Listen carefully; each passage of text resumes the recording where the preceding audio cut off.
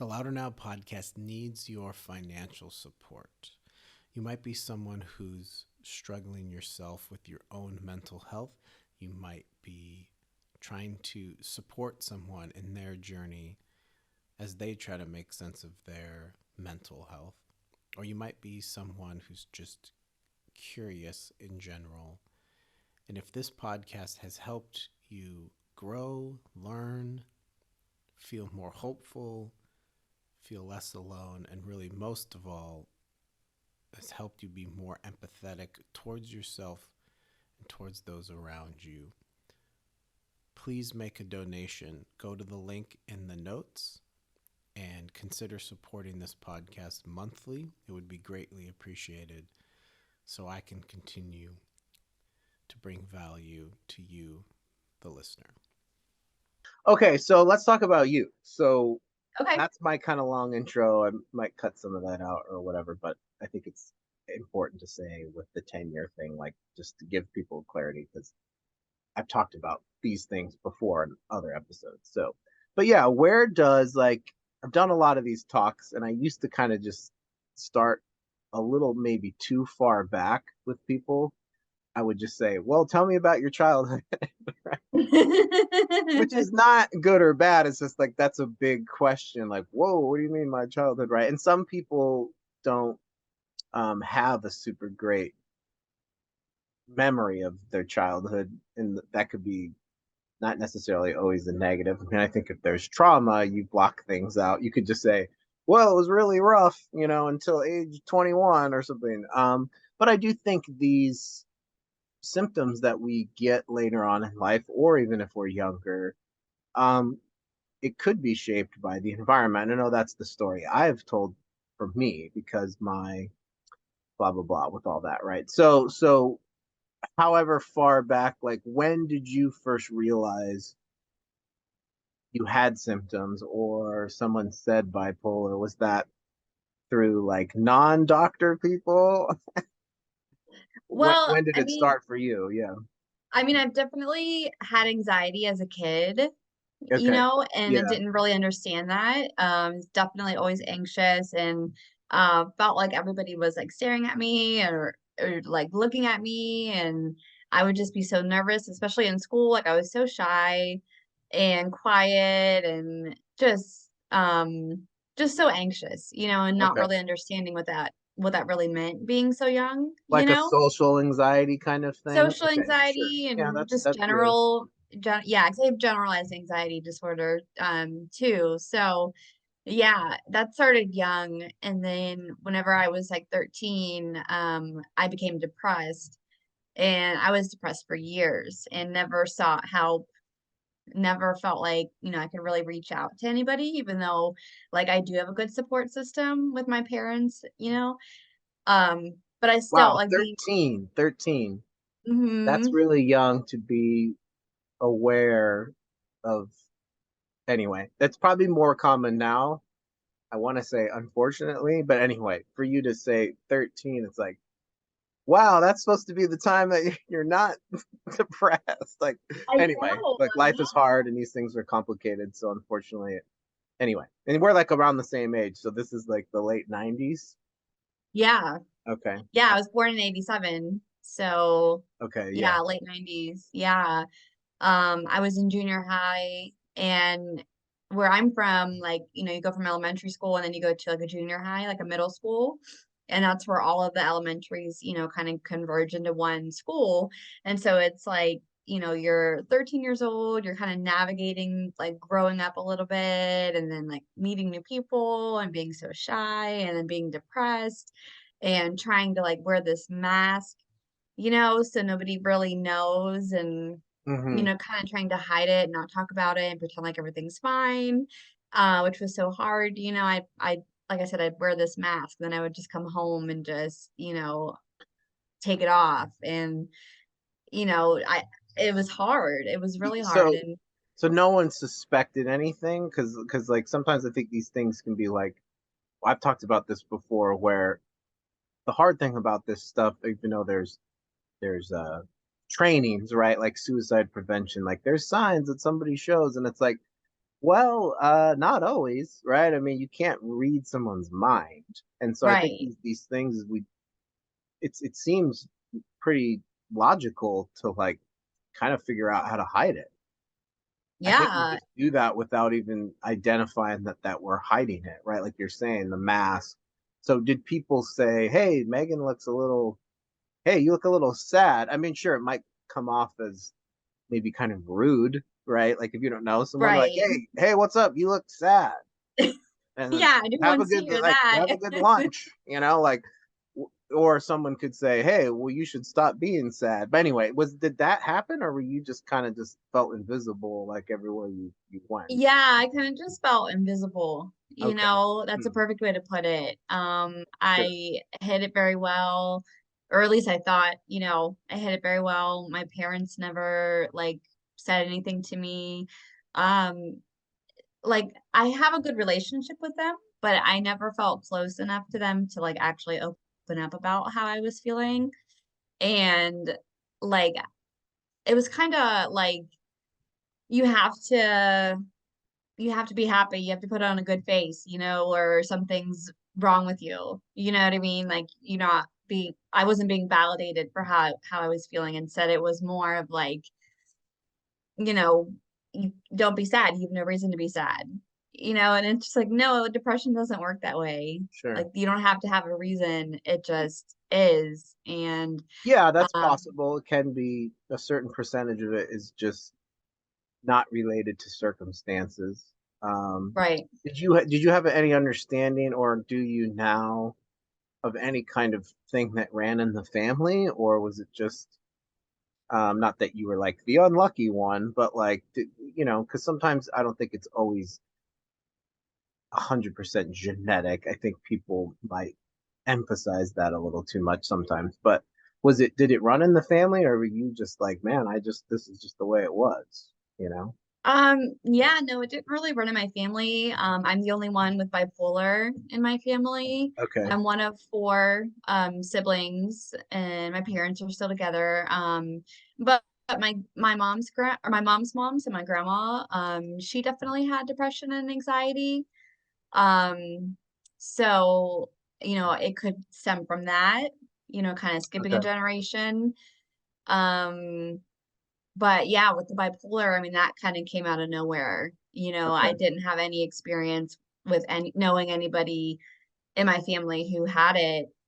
And so that was really difficult being diagnosed with that Sure. and just trying to educate myself on it and, figure it out. And my family being so confused too and trying to Right. understand. And So what was life like when you were finished with high school, right? Because I think that's a milestone in our culture. Like, man, if you've been struggling, since you were like 13, getting to 18 is a pretty big thing, and I'm sure that that's a real dynamic even more today in our world of like, man, if I could just get done with high school and I guess it depends on what idea you have when you're done with high school, like what you want to do. But do you right. remember being 18 and graduating? I have pretty clear memories of how I felt. Like I spoke at my high school graduation, and because I was in like student council, but I remember just being like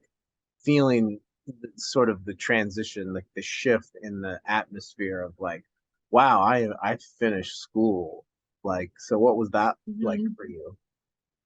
Um, I mean, I I had a lot of friends and that, I had a good time in high school and stuff, but you know, I I was hiding, this depression and going like graduating from high school was such a relief.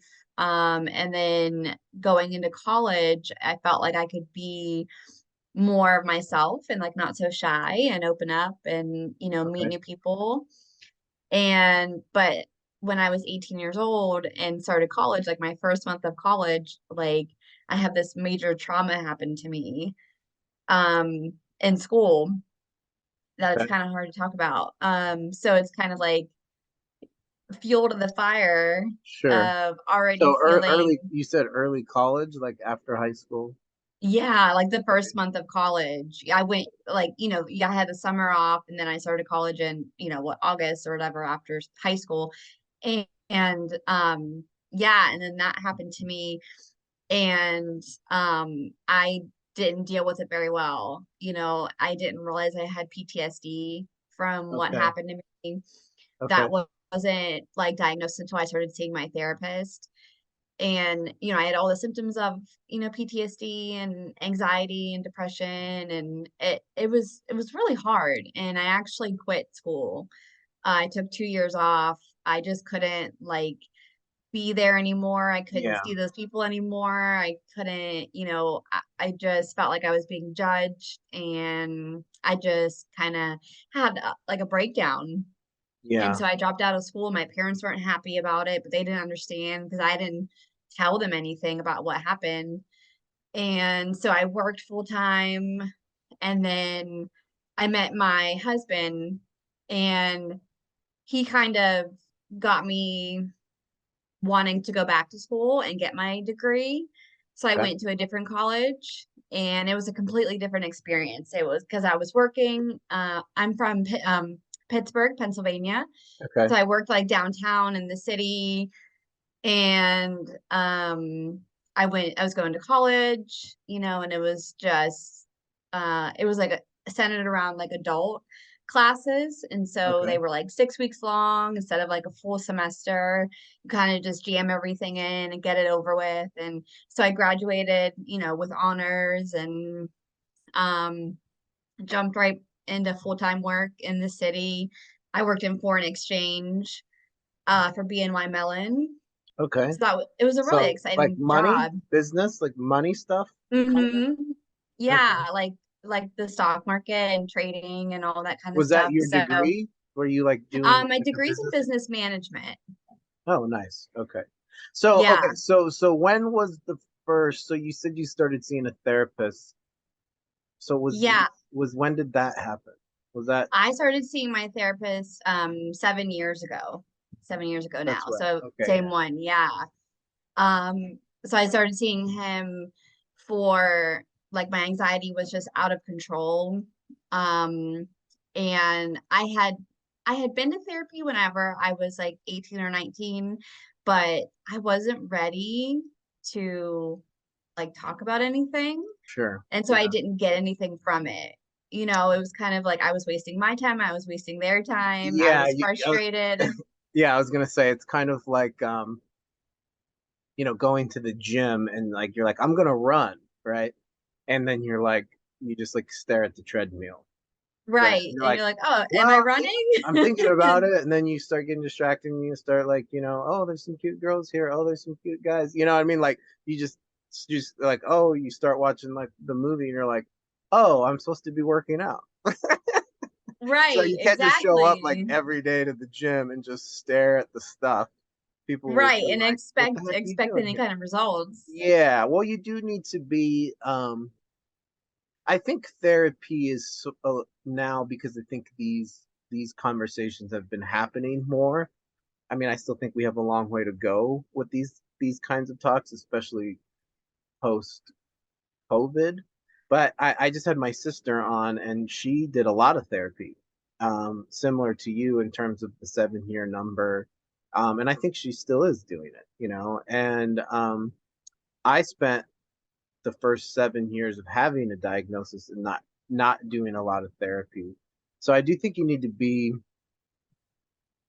ready for that. But like when you did therapy, was that also connected to like understanding more about the diagnosis? Because when we talked on the phone, you were saying kind of had the wrong diagnosis too, or something like that, right? Yeah, yeah. Yeah. Major depressive disorder is what Okay. I was diagnosed as, or with anxiety, major depressive disorder, and PTSD.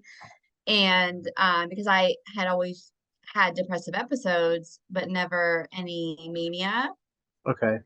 until like 2020. And so I was with my therapist, and I was full blown manic. And obviously I see him weekly, and so he knows me very well, and that was so out of character for me. And that's kind of what started the ball rolling with getting diagnosed with bipolar was my therapist and my psychiatrist, who I see pretty often as well, them witnessing that full-blown mania in me, and then the subsequent like crash into depression, and I was psychotic. I had delusions about all kinds of things, and I was hallucinating, and it was a Hmm. really confusing, scary time. Oh, Um, and this is before the therapy. So this is like your no, this is 20s. while I was in therapy. Yeah, this Oh was like wow, three okay. years ago. 3 years ago. Yeah, Got it. yeah. Okay, and then what was your okay, because what's interesting is like to my knowledge, there's not really medicine for not that everything is solved by medication, but there's not really medicine for like something like PTSD. I don't have a ton of super great understanding of post-traumatic stress. I know that people talk about um probably heard this like capital T trauma. And I know I still Mm-hmm. need to read The Body Keeps the Score because I know that's like just like a huge trauma book that everyone quotes like all the time. Capital T trauma, and then lower T trauma, which is sort of Right, like physical abuse, sexual abuse. That seems to be like severe, right? There's different levels of that, and then I think sometimes maybe we confuse maybe like a verbally abusive relationship, which I do think does damage, or breaking up with someone. I don't know if right, that's trauma. I think that's heartache, and I think that we still need to get healing for those things. right. So, because it seems like if you know that there's this PTSD, like what do you do?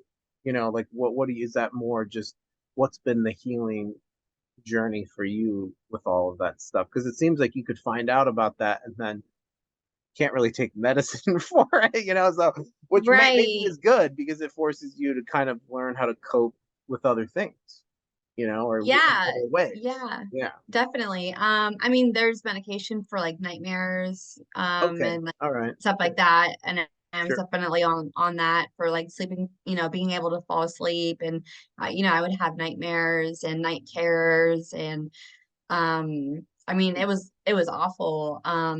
So your sleep So probably was not great for like a few years or a couple of years or so. yeah, for quite a long time. Okay. Yeah, that's hard. And That makes everything harder really for sure. hard. Yeah. Okay. Yeah, and then just like the hypervigilance and feeling like paranoid, and you startle easily, and all of those kind of symptoms all kind of go hand in hand, with PTSD. Sure. Um and just kind of reliving the event in your head.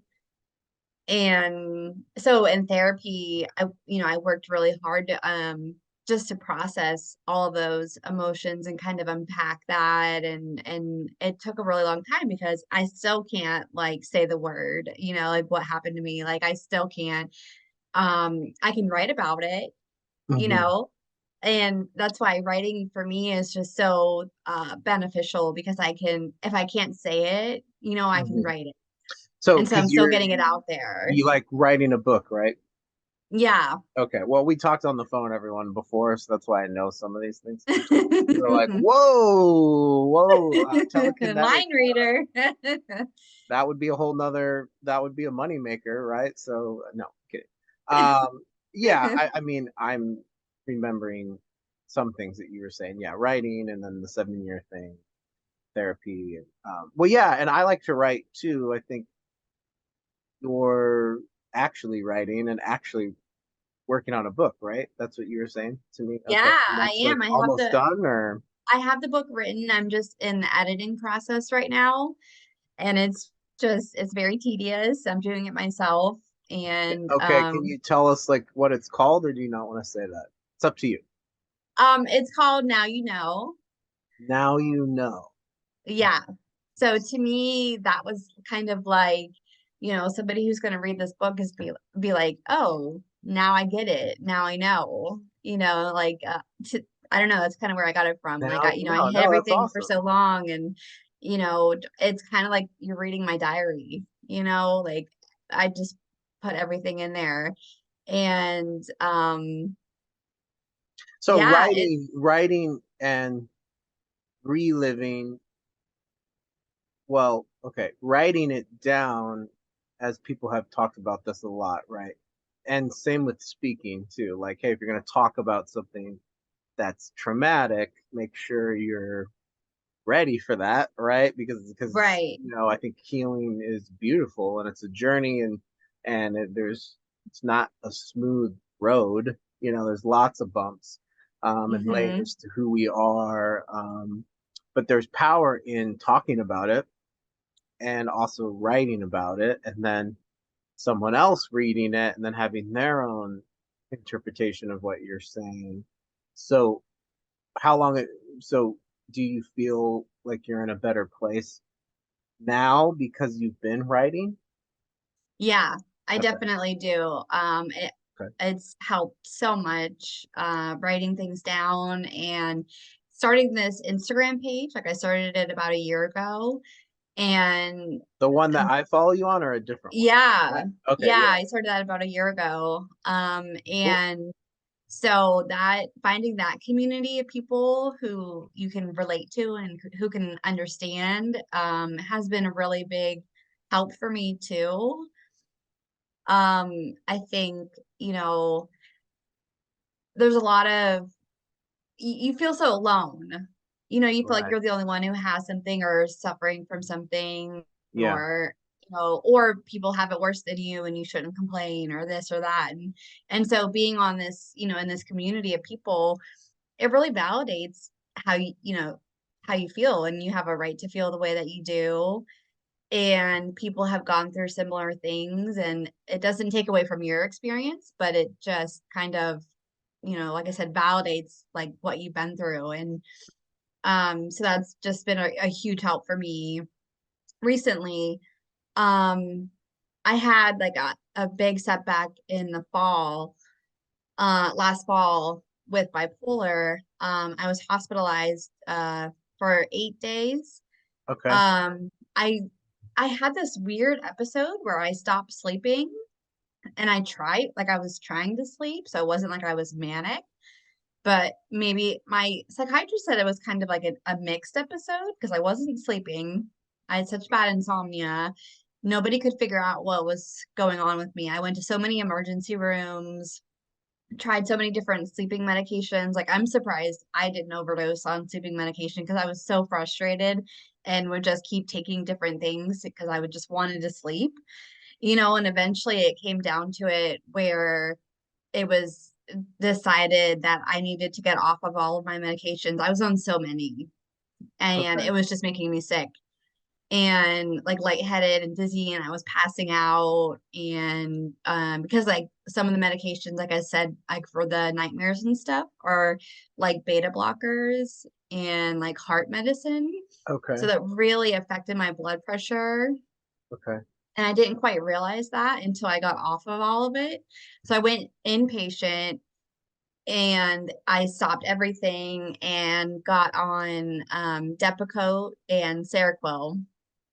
And Okay. the Seroquel finally started working, like for me to sleep. So it was like a month of like me not sleeping, Dang, okay. and I couldn't function. I couldn't do anything. Like my husband had to pick up all my slack, like with the kids. I couldn't get up.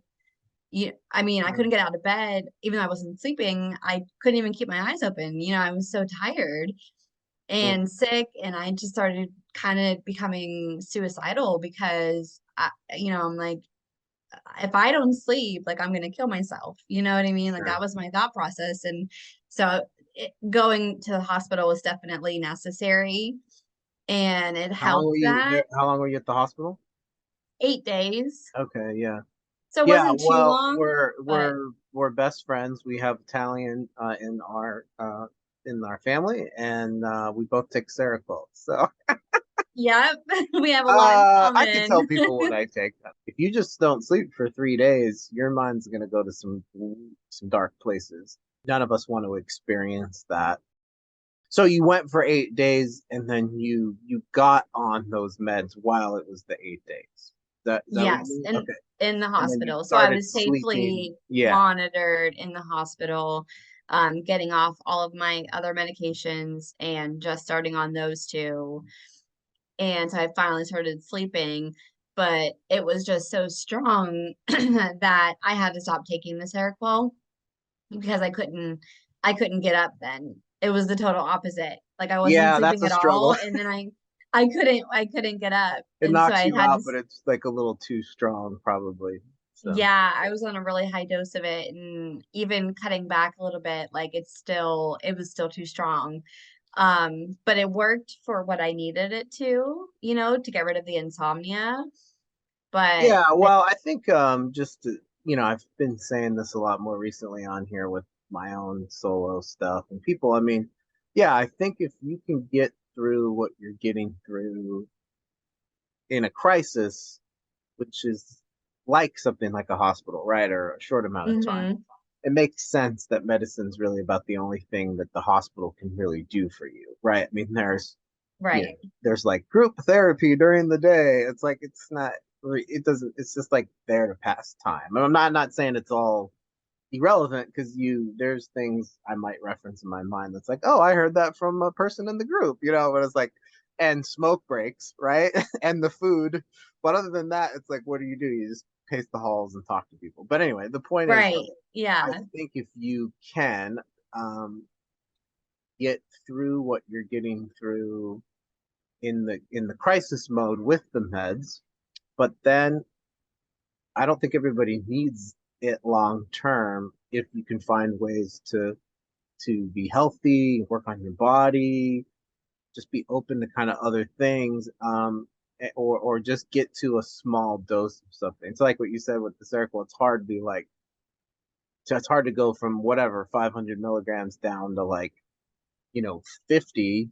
You probably won't sleep very well if you were sleeping well on a high. It's very complicated, right? right. So where are you now? So this was a year ago, right? Or 6 months ago, 7 months ago. You said last fall, like you mean 2020? Fall, yeah. So like October Okay. of last year, But where are yeah. you now with this stuff? Are you still taking things or you just have found a way to dial it in Uh, with other stuff, other tools? um, no, I've switched medications, and that's kind of a constant kind of process. Although for the past few months, like I've been stable and I Okay. think I finally found the right, med combination, but like You all of mean my like life I've struggled with that. you mean every few months you're changing something? Is that what you mean? Sometimes, I mean, Okay. that's how it's been, but Okay. recently I've been doing really well. I was like I went through that episode and then I was like manic and then down to like hypomanic, but I was like on top of it with my psychiatrist and my therapist and like with the meds and stuff. And so I didn't crash into a depressive episode. So I'm still, thank goodness, like I've just been able to be stable and um Okay. You yeah, seem all and right. and You not. seem like you're good. So Yeah, so yeah. let's talk about like okay, so we talked about a lot of things that people experience with this, which is like we're in a crisis, go try to get some help from professionals. But the other layer to this, I think, especially me doing this 10-year thing, in the past when I've talked about my own milestone, I've kind of just reflected on traumatic event a lot, and I've done less reflecting on, you know, the beautiful things of life that make my life worth living. Not to forget about the overdose because it's been impossible to forget about it, right? Like I have a Right, scar I on can my wrist. imagine. Yeah, and so I'm never gonna. I hope I don't just. It's not really how like we're designed as people. We can forget things, and I think if there's healing, maybe a memory comes up, but there's the pain of that is healed. But I Yeah, think that sometimes when we have these conversations, we might get kind of lost in maybe going backwards too much, or even talking about, like, oh yeah, I was in the hospital, I met this guy and I met that guy, and then it's like, I guess from a podcast host perspective, like well, don't just do that. You know what I mean? Like, wait. Let's give people some hope here. Like, because Yeah. hope in life and what does life mean to you? I mean, you have kids, you have a husband. Like, that stuff is missing a lot of times in these conversations, I think. And I don't think it's anyone's fault. I think it's just the way that the system is designed. It's like as long as you're kind of just stable and surviving, people kind of maybe just see that as like, well, that's good enough. You don't want to kill yourself, you know. And it's like, and I've definitely struggled with that approach to life dozens of times, where I'm like, well, I'm not dead, but I want to do better. You know, I want to be better. I want Right. to You don't like, want to just be or surviving. You want to be existing, you yeah, like know? I think the remedy to, a lot of people talk about how being suicidal is, it's not really about, it's about escaping pain, right? Mm-hmm. And to actually be alive today, as crazy as our world is in 2023, like sometimes we go, like, am I in the right place? You know what I mean? Like, why was I born in the 80s? You know, it's like it used to be a lot simpler, you know. And but I think the questions like, um I recorded a couple of episodes and I called it like I want to live is what I titled it, right? I was like, maybe that Okay. just gets people attention. But it's more of a like, whenever I feel like I'm going to a dark place, I have to kind of say that phrase maybe like 50 times. Like, I Yeah. want to live, and I think that's a good thing to build on. Like, what does it mean to be alive? And kind of the long term plan here for you and me and everyone else struggling and listening is like, try to get good at life. Try to get good at being alive, Mm-hmm. and more than just survive. Like, figure out. And I think that that's a good, healthy goal. Like, don't just survive, like Absolutely. live. So anyway, there's me preaching a sermon for everyone listening. But like, yeah, what do you like to do? What makes you happy? It's kind of like Peter Pan, right? Like, think happy thoughts, and he's able to fly, right? When he's kind of in this like child like mode. What blocked him Right. from flying was just probably like anxiety. Like, right, like you're not gonna fly if you're just like, oh, I don't know, man, I'm just worried about everything. It's like, no, go to your happy place, and then he could fly. I'm not. That's actually not reality. We can't fly, but like, what makes you feel good? Oh man, I mean, my family does. I have a passion for woodworking. Yeah. Which yeah, so I have my own business and Do you have any woodworking things that you could show us, or do you not want to do that? no, I mean right here, like these were some signs that Yeah, I've made. I just made an end table today. that's rad. It's outside though. Okay. Um, Well, I'll but get all your info, and you can put that if you have a website or something. We'll make sure yeah, people. I have an Instagram for Yeah, that yeah, too. cool. Yeah, Yeah. that would be wonderful. But yeah, I mean that I found that passion in doing that and kind of taught myself how to do it. And so that's been such a huge coping skill for me. Like today was just like even yesterday, like the past couple of days have just been kind of a struggle for me. Like I've been Okay. having kind of a rough couple of days and like that's Okay. something that I can rely on. Like I can go down in my basement in my workshop and I can just, put on my headphones and blast my music and just build something and it makes Okay. me feel good, Yeah, that's awesome. or yeah, or What? writing Yeah. What do you like to listen too. to when you're working?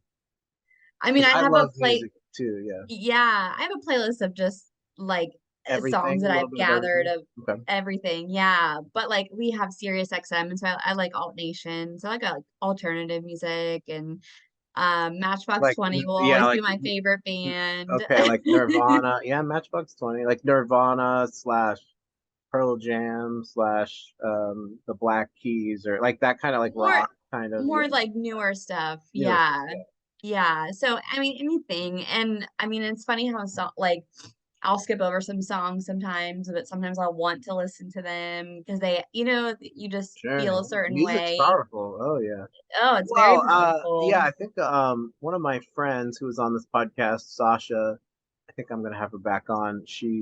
I know her through NAMI, and she wrote a book about her experiences with um, her own mental health, and she has this little thing on this thing where like people who are sensitive um, really like music, like songs, right? Okay. And I think it's kind of like I like to write poetry, which is sort of like music to me is poetic, right? I mean, Mm-hmm. do like a beat and a rhythm. I don't really know how to do that stuff, but paying attention to the lyrics, I think if you're sensitive, well, then you have to kind of be careful what you listen to. But I was just curious what you were listening to because I'm a little bit. Yeah. I like to listen to like I'm always shazamming things from like TV shows and stuff, or you go to like Mm-hmm. TuneFind and you can see it. And usually shows and movies use like just really just random, like not random, but stuff you would never like. Who's that guy? And it's always like Right. Stuff you fitting the wouldn't normally scene or the hear. lyric fits the thing. But so yeah, so you kind of you're not necessarily isolating, but you're just if you feel a little bit of chaos, you know what to do to go into this woodworking zone. And then you like to write as well, right? And Yeah. that's healing for the soul, sort of. Yeah, I have quite a few books. One's called Healing Through Words. It's by Rupi Kaur, who's a poet. So she wrote this book, and that's been super helpful because it has like these writing prompts, and you can really get deep with it and like learn how to write poetry through it, and because I like to write poetry just like you. Cool. I think it's like you feel so vulnerable, and I'm like, oh my gosh, should I post this? Should I post this? And then I'm like, okay, I'm just gonna do it, and then you feel like, to me at least, like I feel freer, Okay. like being vulnerable. Like it's hard, but I just feel like, I'm ready to like put stuff out there, and talk Yeah, about things. that's And rad.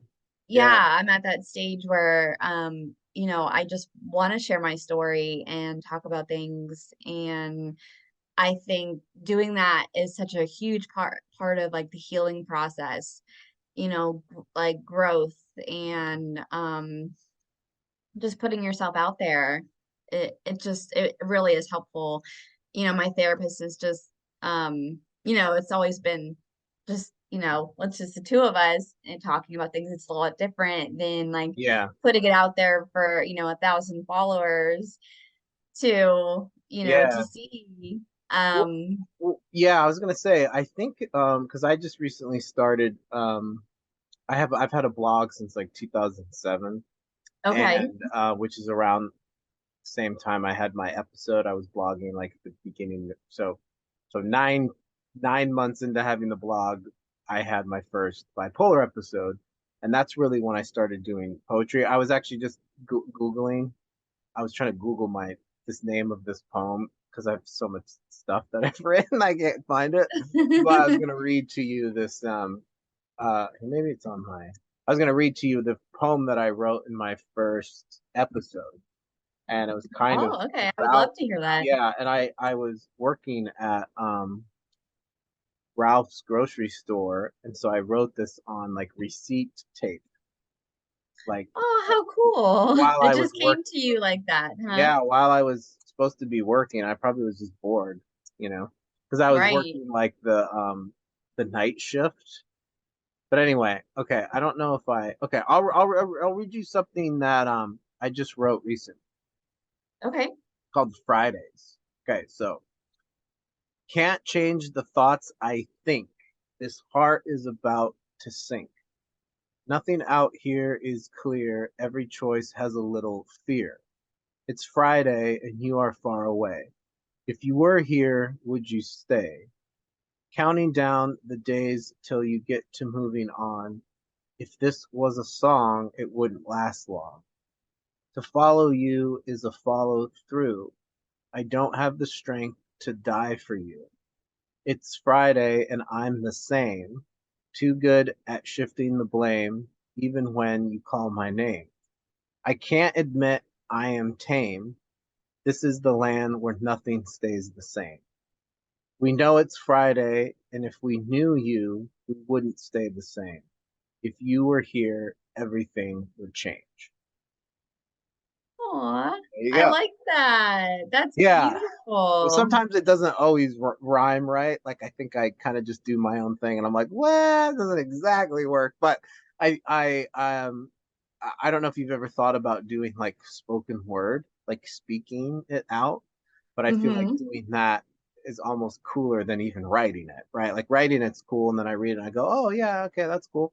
But then when I say it out loud, so anyway, I think it's important for us to just, yeah, I think if you're at a stage where you want to share, Mm-hmm. that's a good sign of life, of health, because it's risky, right? Because I think writing is deeply vulnerable and personal. Like stuff Yeah. comes out when I write that I'm like, dang, I don't even know if I knew that that's how I felt.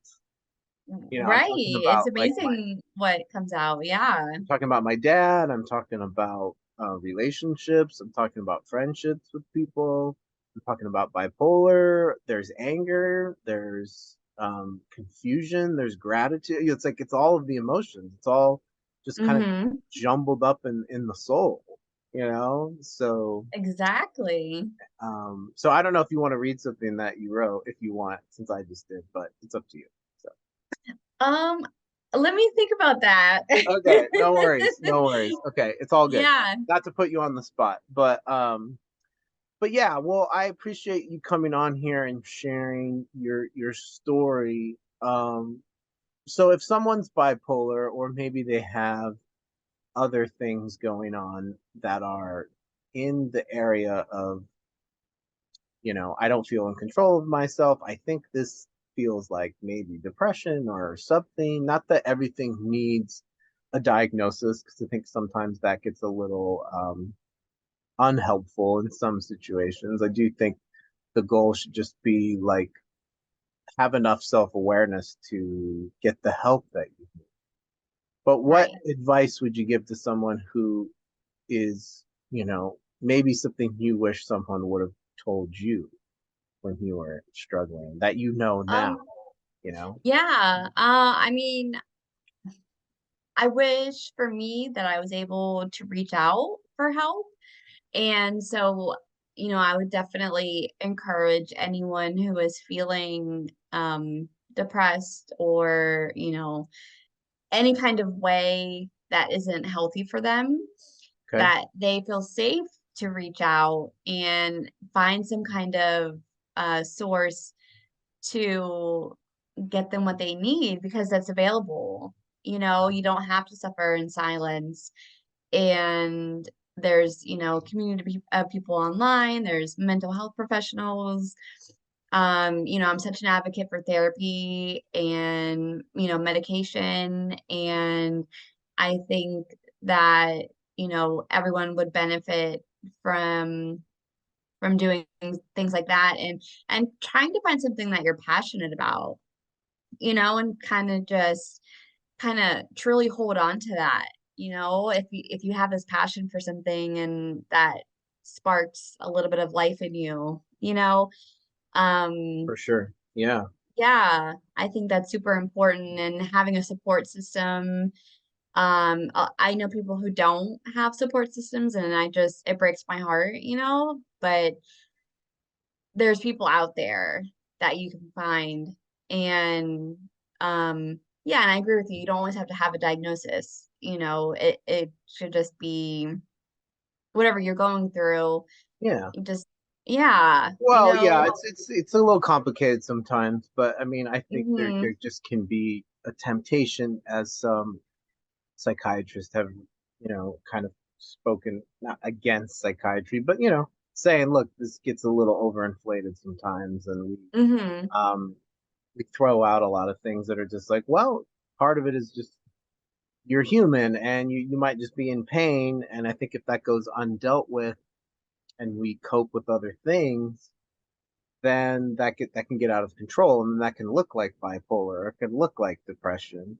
So it's hmm not always solved by a doctor necessarily. I think it's just um, we get stuck sometimes. Part of what makes Yeah. life hard. It's like it's not always a straight path, but I think we have to be brave enough to spend a Wednesday night together for an hour talking about it like you and I are. I'm not saying we're so awesome because we're talking about it, but um, I've been doing this. I've been talking about this stuff for like 15 years.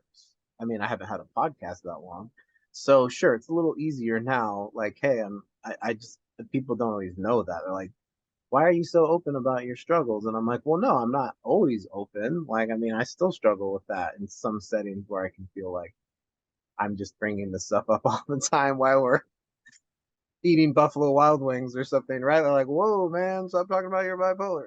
But it just in some settings, it can help people, right? In other settings, Right. let's talk about, Marvel movies, or whatever. But so Exactly. anyway, I Exactly. love what you're saying about passion. And sorry, I didn't mean to put you on the spot with the poetry thing. I just was No, no, in a that's in okay. a I just zone. In a zone. But no, I really do appreciate you sharing, and I do think just trying to give people hope is really what this whole thing is about. So where can people get a hold of you? You have your own Instagram, and then you have another one for woodworking, right? Is that like people Yep. can order things that way Yeah, or you can something? order things. Okay. Yeah, check out things that I've made. It's handmade by Megan. Okay. One on Instagram, and then my Instagram is this is Megan underscore R. So anybody can find me on there. And you have You can always, a Wix site? yeah, I started a blog. I've only done like I think 4 entries. Oh, okay. I'm looking at it right now. Yeah, so Okay. I kind of I wanted to do something a little bit different, and so I just started that. So it's still, a little bit of a work in progress, kind of figure out what direction I want to take it in, you know. But again, it's more writing for me and more, therapeutic and because on my Instagram page, like I don't really go into like I'm terrible at writing captions. Okay. Like, like I'll post my inspirational like quote or saying or whatever I've come up with, but I have a hard time with like actually like besides being on a podcast and talking about it, like, I kind of struggle with like, oh, what do I write? Like, what should I say? So I'm like, I'm gonna start a blog and then I can just put Right. whatever I want out there, for Yeah, anyone who's interested. I'm looking at your Instagram while we're talking. A friend of and I did like a collaboration called like Messages of Hope. Okay. So for anyone who has experienced suicidal ideation, Cool. anything like that, we kind of gathered all of their messages and we were posting them for a little while there. We got so many entries. So if you're looking at it, you can see like all of their messages of hope, and that was like our little collab that we did to kind of bring awareness to suicide and that Yeah. you know what I mean? Like there's hope there, and that's what I kind of strive to put out there is, I get it. This is hard. It's hard living with mental illness, but there's always hope. Yeah. And Yeah. that's what I kind of, I want to be like honest but hopeful Yeah. and not have that like toxic positivity, you know? Sure. Yeah, well yeah, I mean I think in my experience this is not like an original thought. Like this didn't come from me, but I think um hope is connected to change, right? Like I think Mhm. change is sort of a kind of a non-negotiable kind of law of gravity kind of thing, right? Like you're not no one can change gravity, right? Like what goes up Right. must come down, right? I mean, if you're in Mhm. space, you float, but on the Earth, we don't float. I mean, maybe you do. If you do, let us know. No. But so change is going to happen whether you want it or not, right? Mhm. But I think what Right. we're talking about with change is when you feel stuck, everything feels permanent, right? Everything feels forever because that's actually not super irrational to even believe that. Because if you've been depressed for 6 months, it's hard to think about a day where you won't be depressed because that's all you've known. And Right. it gets harder the longer it lasts. Mm-hmm. So it's hard to Absolutely. imagine. I mean, that was the thing that was really hard in my 9 month episode that I'm, celebrating 10 years ago. And, I did go through it again a few years ago, but like, that's what was hard about it. Every day it was literally the same, 100 negative thoughts every day and maybe a little bit of different things each day. And, in my mom's apartment, trying to, you know, survive. It's hard to Mm-hmm. believe, oh, a year from now I could be better, and I think you got to believe that you yourself can transform into something else. Like you're going to still keep parts of you, but you can literally become like a totally different person. Right. And I think that we have a hard time with that. We want that. That's a really complicated process. So you're not the same person you were in the fall, right? And that just happened Right. 7, 8 months ago, right? Or 9 months ago, or whatever, right? I'm not the same Right. person I was 3 years ago, or 10 years Mm-hmm. ago. But um, so we're like proof that people can change, Mm-hmm. you know, Yeah, you're and constantly so growing and evolving, and yeah, you definitely can feel stuck, and like feel like nothing's gonna get better when you're in a depressive episode, and that can be so, so hard. But then somehow, some way, you come out of it right, and you kind right, of see the light, and you can practice gratitude, for yeah, making it through that, and um just trying to continue to get better. right, And but it's a balance, sure, and it's not easy. It's definitely not yeah. easy with bipolar, because you don't have control over it. You can manage it. I know you can live well with it, but it's still something that I feel like you don't have total control over. And that's really hard. No, I agree with you. I mean, I think just try to do better each day. Just try to just Yeah. do better. And you're right. There is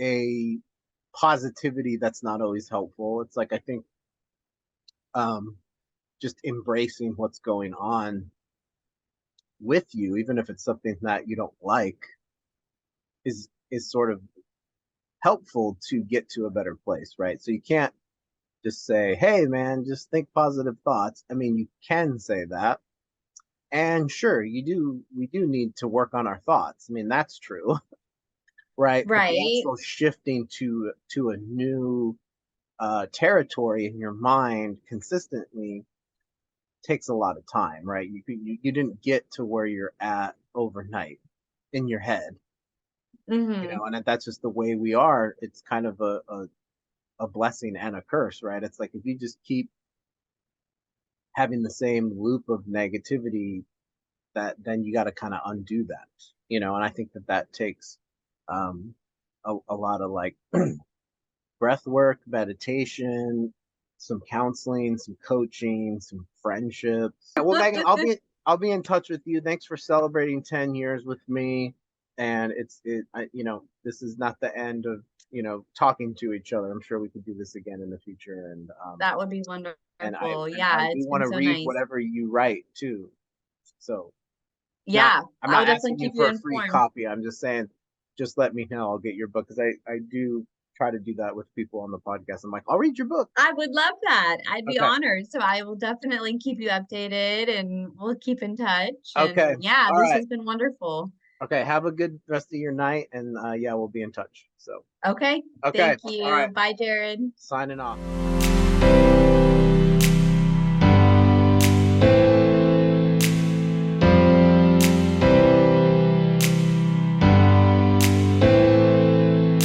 The Louder Now podcast needs your financial support. You might be someone who's struggling yourself with your own mental health. You might be trying to support someone in their journey as they try to make sense of their mental health. Or you might be someone who's just curious in general. And if this podcast has helped you grow, learn, feel more hopeful, feel less alone, and really most of all, has helped you be more empathetic towards yourself and towards those around you, please make a donation. Go to the link in the notes and consider supporting this podcast monthly. It would be greatly appreciated so I can continue to bring value to you, the listener.